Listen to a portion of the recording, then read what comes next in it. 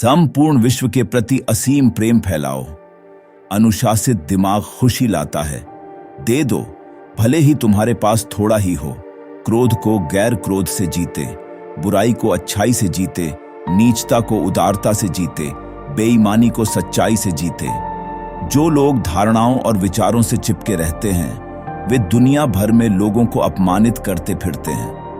बूंद बूंद से घड़ा भरता है, वैसे ही बुद्धिमान व्यक्ति थोड़ा थोड़ा इकट्ठा करके अपने आप को भलाई से भरता है। मैं गलती खोजने के इरादे से दूसरे के कटोरे को नहीं देखूंगा। एक प्रशिक्षण का पालन किया जाना चाहिए। किसी को भी दूसरों में गलती नहीं ढूंढनी चाहिए। किसी को भी दूसरों की चूक और कमियों को नहीं देखना चाहिए, लेकिन किसी को अपने स्वयं के किए और किए गए कार्यों को देखना चाहिए। व्यक्ति को अच्छा करना चाहिए, उसे बार बार ऐसा करने दो, उसे उसमें आनंद लेने दो, क्योंकि अच्छे का संचय आनंददायक है। सभी प्राणियों का मन प्रसन्न हो। सावधानी से प्रसन्न रहो। अपने विचारों की अच्छी तरह रक्षा करो। यदि आपको अपनी गलतियां बताने वाला कोई बुद्धिमान आलोचक मिल जाए, तो उसका अनुसरण ऐसे करें जैसे आप छिपे हुए खजाने के लिए एक मार्गदर्शक हों।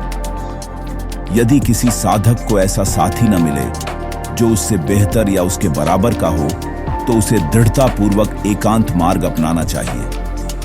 जिसके मन में प्राणियों के प्रति सहानुभूति नहीं है, उसे तू जाति से निकाला हुआ जानो। इस संसार में घृणा कभी भी घृणा से शांत नहीं होती। केवल गैर घृणा से ही घृणा शांत होती है। यह शाश्वत नियम है। मेरे मिस के भाव के साथ जियो, अनुभवों के प्रति आसक्ति न बनाते हुए।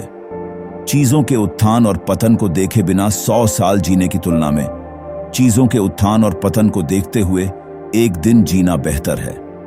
जीवित प्राणियों को हानि पहुंचाने वाले को महान नहीं कहा जाता। जीवों को हानि न पहुंचाने वाले को महान कहा जाता है। यदि एक व्यक्ति नदी में उतर रहा है जो उफन रही है और तेजी से बह रही है, तो धारा में बह जाता है। वह दूसरों को नदी पार करने में कैसे मदद कर सकता है? सभी वातानुकूलित चीजें अनित्य हैं। जब कोई इसे ध्यान के साथ देखता है, तो वह दुख से दूर हो जाता है। आज दृढ़ता से वही करो जो करना चाहिए। कौन जानता है, कल मृत्यु आ जाएगी। संसार मृत्यु और क्षय से पीड़ित है, लेकिन बुद्धिमान लोग संसार की प्रकृति को समझकर शोक नहीं करते।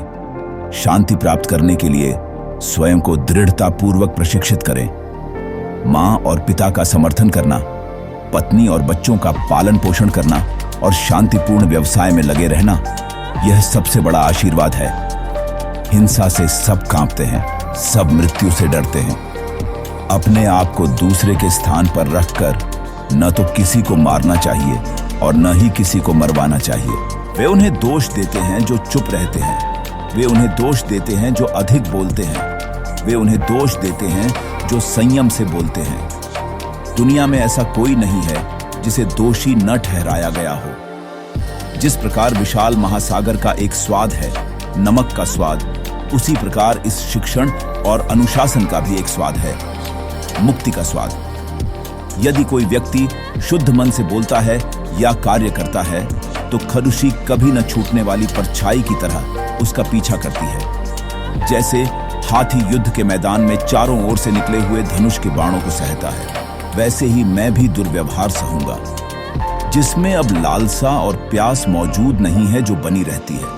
आप उस जागृत, पथहीन और असीमित सीमा को कैसे ट्रैक कर सकते हैं? दुख की जड़ मोह है। स्वर्गीय लोक में चाहे जो भी बहुमूल्य रत्न हो, जागृत व्यक्ति की तुलना में कुछ भी नहीं है। जैसे कमल के पत्ते पर पानी का मोती लाल लिली पर पानी चिपकता नहीं है, वैसे ही आर्षी देखे हुए, सुने हुए या महसूस किए हुए से चिपकता नहीं है। यह चीजों की प्रकृति में है कि पछतावे से मुक्त व्यक्ति में खुशी पैदा होती है। सभी अनुभव मन से पहले आते हैं। मन को उनका स्वामी मानते हुए मन द्वारा निर्मित किया जाता है। पवित्रता और अपवित्रता स्वयं पर निर्भर है। कोई किसी को शुद्ध नहीं कर सकता। सभी हिंसा से कांपते हैं, सभी मृत्यु से डरते हैं।